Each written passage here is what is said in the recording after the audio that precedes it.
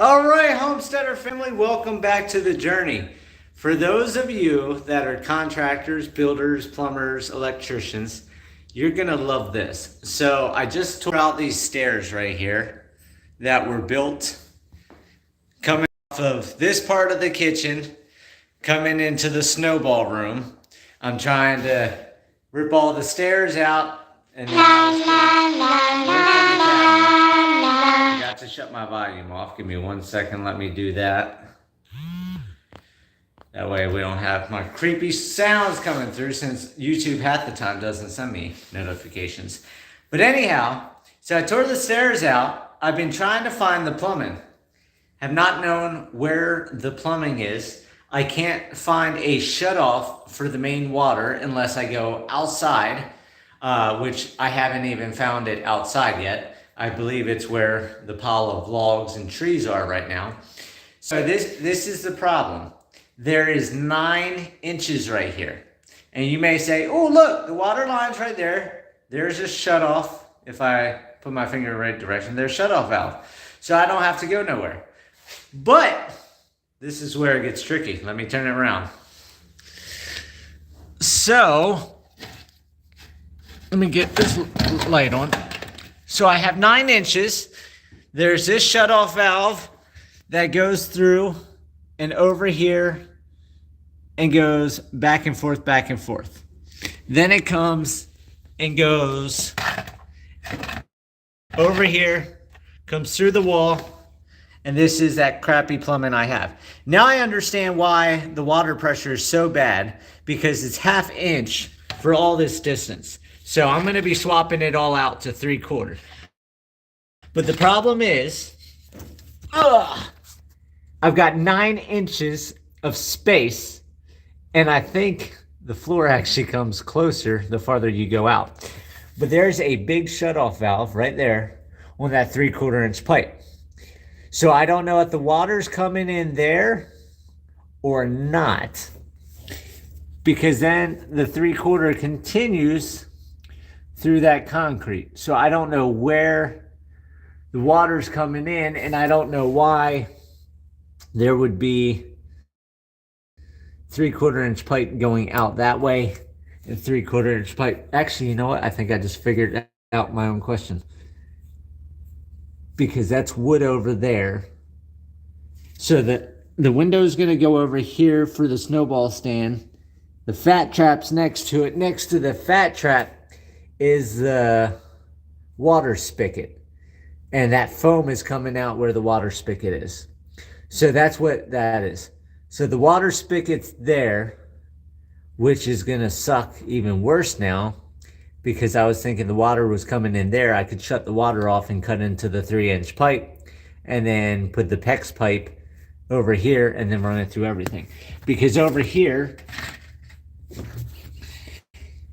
that 3/4 inch pipe tees, and then, so the outside spigot has great water flow, 3/4 inch pipe all the way, plenty of water.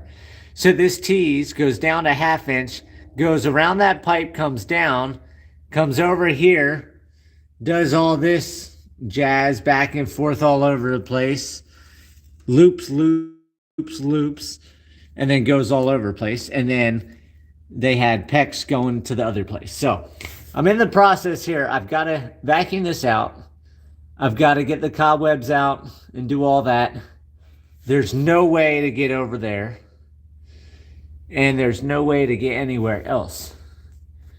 So the only way to access is through the floor. You would have to pull the floor out to get down to anything.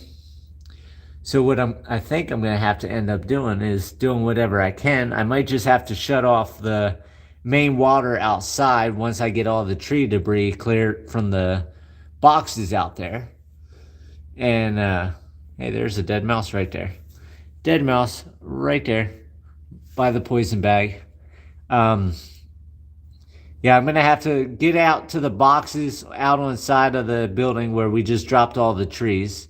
Wish I would have known this before. Shut the water off out there. Cut where that T is.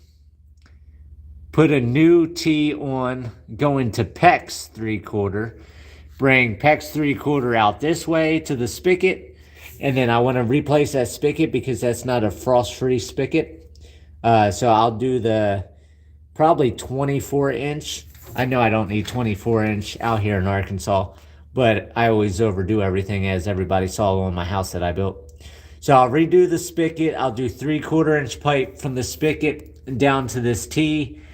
And then where that pops up this way to go around and then come back down and around, I'll just have it I'll put a 90 on top of the T. I'll come over this way with PEX, and then I'll run the PEX through the wall, and that comes out over here where I patched in where it blew out. So where this pipe blew out up here and I cut into it to put the water, luckily there was a shutoff valve for the cold. And I'll bring the 3/4-inch up this way, and then I'll finish doing this. And then that's the 3/4 that I did temporarily. I'll put the 90s and all that stuff in properly and right down here at the ground, because I'm going to have the ice maker. So I need that blue line down here anyhow, so I can add the filter onto the ice machine when the ice machine gets here. And then I can get those black clips, anchor everything along the floor until I dig into ripping all the walls apart and everything like that. So that is the big problem right now, is the tiny space, 9 inches. Thankfully, this Homesteader only weighs 119 pounds and can squeeze into that little hole that's not even big enough for my flashlight right there to go in without hitting on that board. So the joys of buying other people's problems. This is why I am not going to have somebody build my house on the homestead when I get a chance to build the house. I'm doing it myself. Do it the right way, and then you don't have those issues. And then while I'm in there doing all this plumbing, of course, that plumbing goes right in wall. So once I get the water turned off, I'll cut it right there.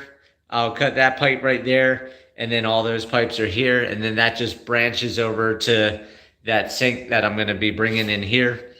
And then I can go ahead and cut the sewer line and then redo it. So it's just, I'll have pipe come out here that will hook up to the sink that's in here. I'm going to bring here. And then that'd be a straight shot right into the pipe and go straight out. And then we don't need all this jazz wired up and everything else. So I'll be able to yank all that stuff out. That be gone.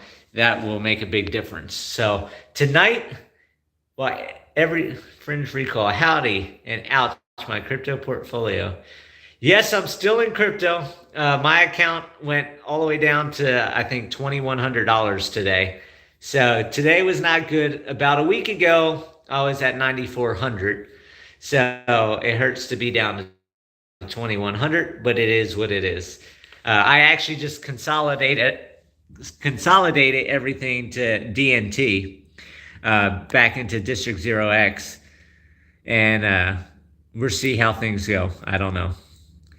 Yeah, I know several people that are in crypto big, and everybody's feeling it, and that's what is going on. So that was another thing.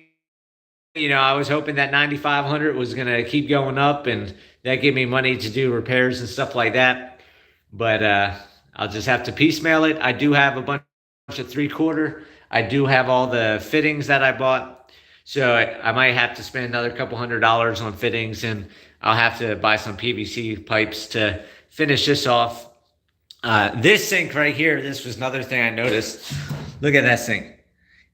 It just had a little rubber piece that sat in there. It's not even connected.